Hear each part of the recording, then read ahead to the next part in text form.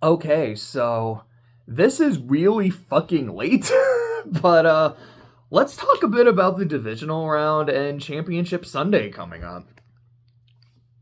Going into this weekend, my picks were Texans over the Ravens, Niners over the Packers, excuse me, Lions over the Bucks, Bills over the Chiefs. So it's kind of weird. Like, I went 50-50, and I got the NFC games right, but the AFC games wrong. And in some of those games, let me just do this one. Ravens beat the Texans 34-10. It was a 10-10 game at halftime. The Texans scored on a really cool punt return. Like, I love seeing a good special teams touchdown. The first half, I felt like I was justified in my doubt of the Ravens. I had said they were the best team in the regular season. This was a team that was clicking on offense. This was a team that was just absolutely monstrous on defense. But they've taken multiple weeks off. They didn't play their starters the final week of the season. They had a bye week 1 of the playoffs. And this is a team I have seen not do well in the playoffs as of late. The Texans, for all intents and purposes, after both the Colts game and the Browns game, are essentially 2-0 in the playoffs this year. They have the hot hand. They have the momentum. I think the Ravens are the better team, but I need to see them do it in the postseason to believe it. And I've seen Houston do that. And in the first half, I was like, yeah, it looks like the defense is picking up right where they left off. The offense, not so much. The offense did have a lot of that rust. They weren't quite clicking. I was like, I still think, like, watching the early part of the game, I was like, I still think this is the Ravens to lose. But I can see why my doubt was kind of justified. It was not justified in the second half. The Ravens offense exploded, and the Ravens defense did what they were doing. What I really appreciated from watching that Ravens defense play was near the end of the game, I didn't see soft zone. I didn't see, like, all right, we're not gonna give you, we're not gonna just give you all the underneath throws and let you move your way down the field. We are gonna play the exact same fucking defense we have been playing all day, and it's the exact same defense that has been stifling you all day and has got so many pre-snap penalties. I appreciated that. I see soft zone all the time. I see prevent defense. And I see it not fucking work. And it's annoying as hell. And seeing a team stick with how their defense has been playing and it work felt really satisfying to watch. And when the game was done, I thought to myself, you know what? Texans, this was a good season. Maybe you guys will be here next year. We kind of said that about Jacksonville last year, so who knows? I feel like the future is bright. Baltimore, congrats on winning the fucking Super Bowl. I was like, this team looks so good. I feel like if you were able to shake off the rust, I think they'll be okay. And boy, did they shake off the fucking rust. The next game was the Packers at the 49ers. That was 24-21, right? Is that right? Yeah, 24-21. It was a game in Santa Clara that was loud as fuck. I wasn't there, but just watching it on TV, I'm like, it is loud. That crowd is into it. And there were times when the Packer crowd was into it. You could hear "Go Pat Go" echoing in enemy territory. I was like, oh, we got playoff atmosphere. Just how physical, how aggressive both teams were, how chippy it was all game. Like, we got a fucking playoff game. And it was close the entire way. I think this was my favorite game of the playoffs so far. It was so good. It was so fun to watch. Brock Purdy is fascinating because almost all game I was like, that was a terrible throw. That was a terrible throw. That should have been a pick six. That should have been another interception. He threw 2 interceptions, but both of them were dropped, so it didn't matter. So many terrible throws. But he made some good ones too. And when it came for the money drive, he was money. They were down, They were down 4. They were down 4 with only a few minutes left. He did exactly what he needed to do. So did Christian McCaffrey. McCaffrey had the game-winning touchdown. I'm not going to be mad at Purdy about that. Don't get me wrong. Like, well, he didn't actually score the game-winning touchdown. That was McCaffrey. Like, no. You know what he did? He played a Tom Brady game, because I've seen so many games where Brady plays like absolute shit, and then the fourth quarter happens and he becomes God. That's a Tom Brady performance from Purdy. Even the dropped interceptions is some Tom Brady shit. Like, you remember that throw into fucking triple coverage in the Super Bowl that Julian Edelman comes down with? Should have been picked. It wasn't. Should have been picked. That's a Brady performance. And I don't know if that makes me like Purdy more or less. But genuine respect to the Niners. Gotta shout out, is it Trey or Dre? I think I wrote it down. I want to make sure. It is Dre. Dre Greenlaw played his ass off. Had some clutch plays. Not one, not three, but 2 interceptions. And it is fascinating to see Purdy not play well all game, but in the final drive, he was fucking money. And he threw 2 balls that should have been picked, but they weren't. Jordan Love is playing great all night, but on the last drive, makes a terrible decision and a terrible throw and cost his team the game. And his 2 balls that should have been intercepted, both of them were. It's wild how that works. It's like, man, this really is what happens when you play against Tom Brady. That's fucking suspicious. I don't know. Maybe Brady found the fountain of youth and he already found the fountain of youth. I don't know. Maybe he just turned into Brock Purdy, and I wouldn't be surprised if that was the final reveal from the scriptwriters this season or some shit. Packers played a great game, but ultimately they couldn't get it done. And to me, there's 3 major moments of the game that reflect that. Number 1 is the Jordan Love interception at the end of the game. Number 2 is it Crosby? No, not Carlson. Excuse me. It was Carlson's missed field goal. But early in the game, I think it was their second drive of the game, they had a 4th and 1 at like the Niners, I don't know, like the 20 or the 15. They went for it and they didn't get it. I'll be honest, watching the game, I was like, I think he got it, but didn't get it by the spot. And if they kicked a field goal there, this game would have been tied. And the Packers, instead of we need to score to tie or win the game, it would have just been to win the game. And I'm going to be honest, I don't think Jordan Love would have thrown that ball. I still don't think he should have. It's like, I understand the desperation. I don't remember if they still had their timeout or not. I think they did. It's like, you still have time. You don't have to rush it quite yet. If the game was tied, no way he would have thrown that ball. But genuine, good win for the Niners. Good game all around. Like I said, easily my favorite game of the playoffs so far. Then the Lions beat the Bucks 31-23. Dude, the Lions are in the NFC Championship. That is fucking wild.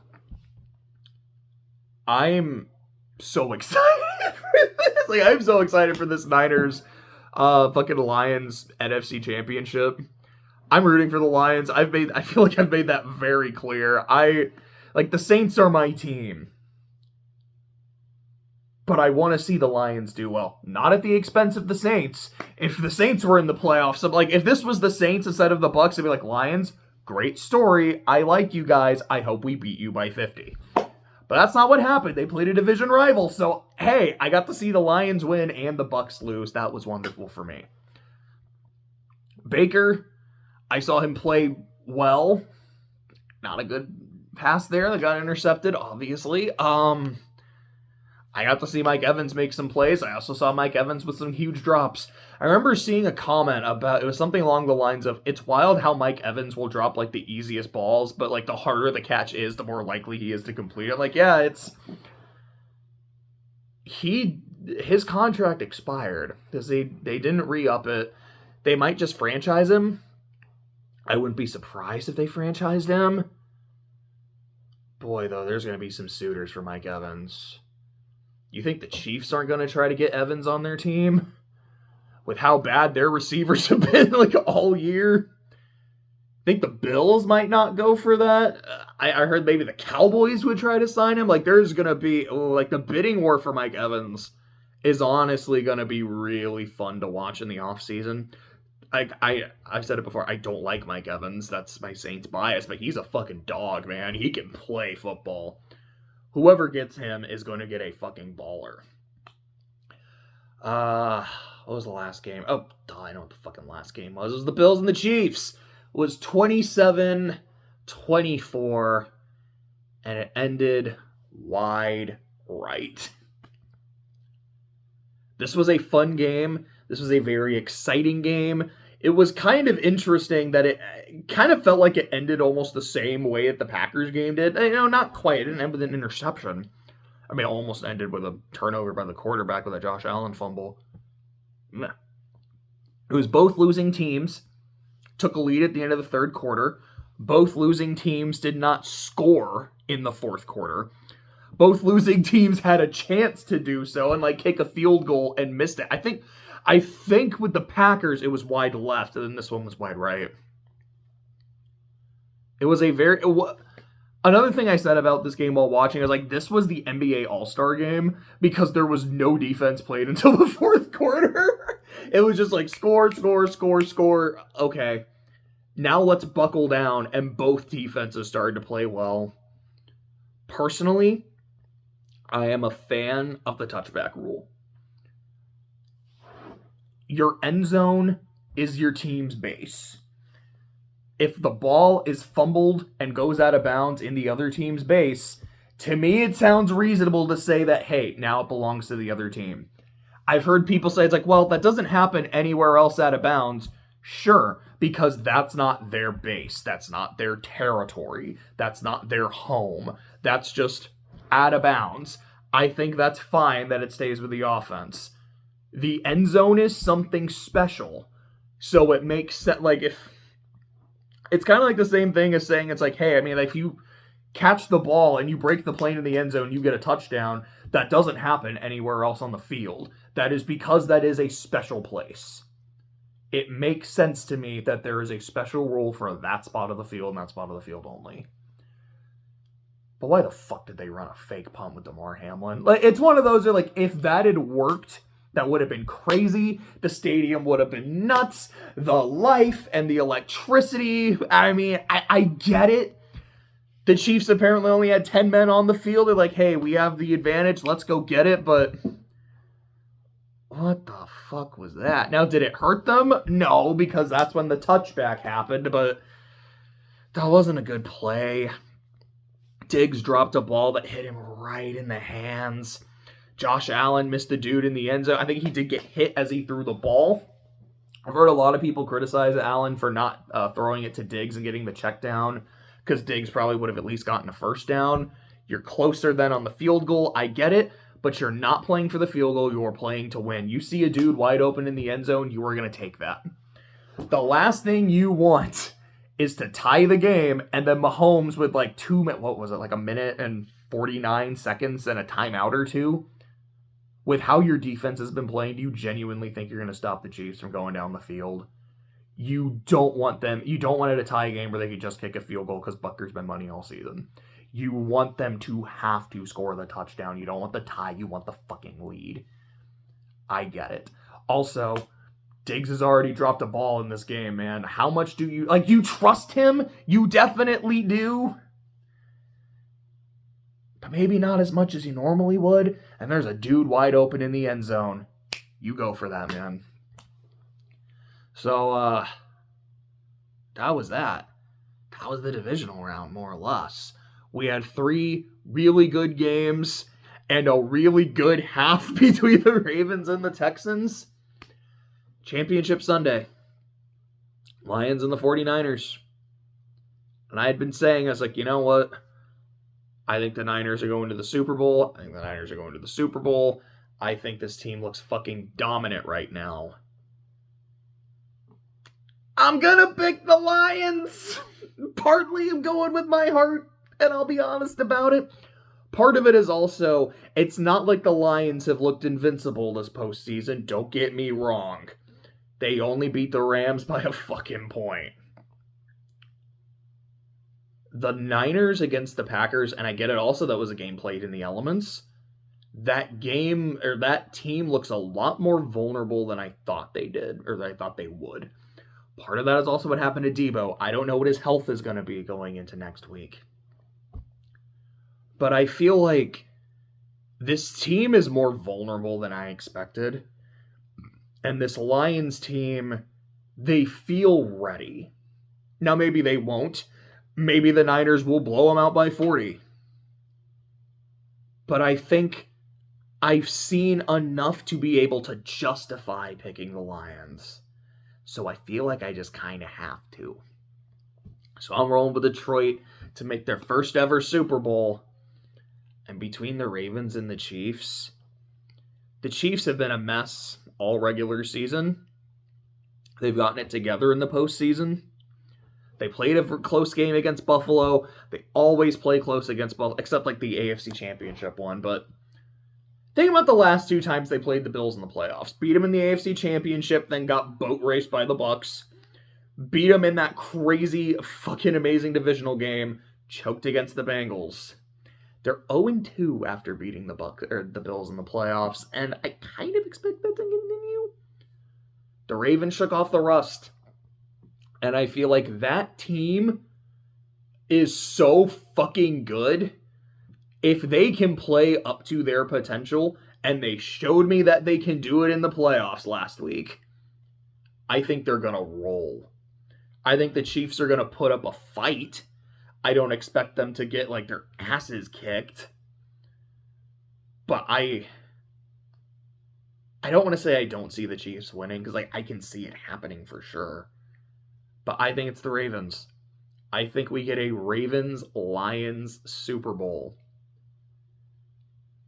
And as much as I would want to see the Lions win their first, I do generally like the Ravens. I think the Ravens would win that game. I think it would be fun. I think it would be close.